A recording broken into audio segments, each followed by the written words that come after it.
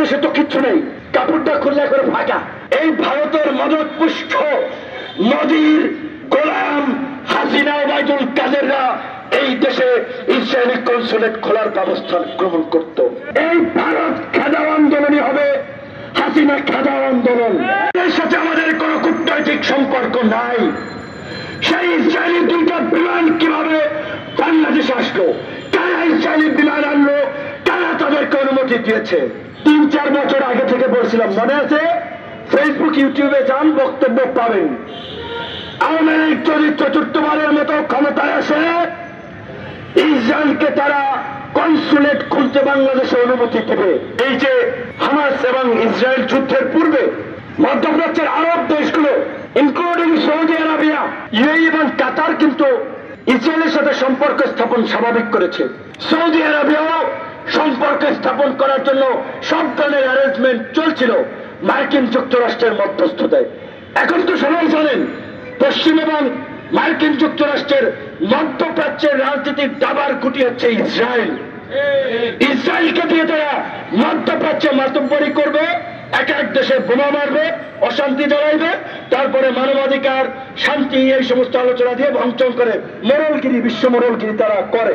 তো সেখানে মার্কিন যুক্তরাষ্ট্রের সমর্থন তাতে ছিল।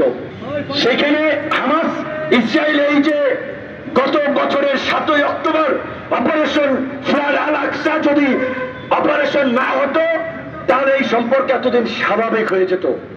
এই যুদ্ধ এটা আল্লাহর পক্ষ থেকে একটা রহমত। এই যুদ্ধের ফলে আরবরা আবার মুসলিম ভ্রাতৃত্বের জায়গা থেকে কাছাকাছি আসতেছে, ঐক্যবদ্ধ হচ্ছে।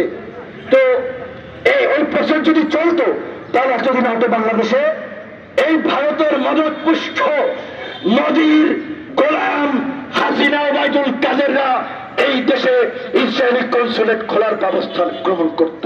পাসপোর্টে, আমাদের পাসপোর্টে লেখা ছিল এই পাসপোর্ট ইসরায়েল ব্যতীত পৃথিবীর সব দেশে ভ্যালিড। সেইখানে ইসরায়েল তারা তুলে দিয়েছিল। সম্ভবত 11-17 সালে ভারতের সাথে আরো অনেক চুক্তি হয়েছে। বঙ্গোপসাগর কেন্দ্রিক উপকূলীয় অঞ্চলে ভারত নজরদারি করবে। বাংলাদেশে তো কিচ্ছু নেই, কাপড়টা খুললে করে ফাঁকা। রাডার, সীমান্ত, আকাশ প্রতিরক্ষা, আমাদের আকাশ যে প্লেন চলে, ওই প্লেন টাকা পাওয়া যায়, আমাদের ওই যন্ত্রপাতি নাই। এমন একটা দেশ, চিন্তা করেন। এই মাল নিয়ে যাচ্ছে ভারত, বাংলাদেশের আকাশে বিমান চলে, টাকা পয়সা নিচ্ছে শেখ হাসিনা এবং ওবায়দুল কাদেরদের প্রভু ভারত। তারা সেই সক্ষমতা অর্জন করতে পারে নাই।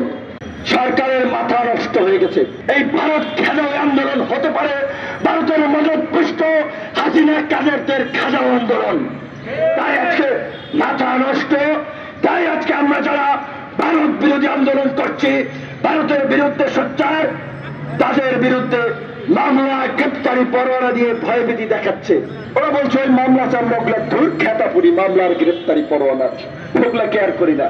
কিন্তু আপনাদেরকে একটা কথা বলবো, আন্দোলন চালিয়ে যেতে হবে। এই ভারত খেদাও আন্দোলনই হবে হাসিনা খেদাও আন্দোলন।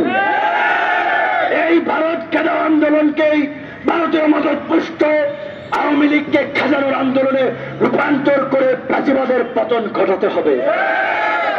একটা চিন্তা করেন, 28 অক্টোবর যদি ঘোষণা হইতো, বন্ধুগণ আমরা বারবার শান্তিপূর্ণভাবে আন্দোলন করে আসছি, আমাদের দাবি দাওয়া জানিয়ে আসছি। এই ভারতীয় মদত পুষ্ট আওয়ামী ফ্যাসিবাদীরা আমাদেরকে বারবার সহিংসতা সৃষ্টি করেছে, আমাদের উপরে হামলা করেছে, আইন শৃঙ্খলা বাহিনীকে লেলিয়ে দিয়েছে। আপনারা প্রতিরোধ করে তুলুন। চিত্রটা কি হতো? এইদিকে মন্ত্রীপাড়া প্রধান বিচারপতির বাসভবনে হামলা হয়েছে। পাবলিক যদি অঘটন ঘটাইতো পরিস্থিতি ভিন্ন রকম হতো। এটা তো ঘটাইছে টিভি, প্রধান বিচারপতির বাসভবনে হামলা করেছিল টিভি। কিন্তু পাবলিক যদি এইখান থেকে মন্ত্রীপাড়ার মসজিদের বউ বাচ্চাদেরকে টাইনা হেসাইয়া রাস্তায় নামাইতো, সারা বাংলাদেশের চিত্র কি হতো? তো কাজে হয়েছে কৌশলের অভাব, নেতৃত্বের অভাব, যোগ্য নেতৃত্বের অভাব আন্দোলনের।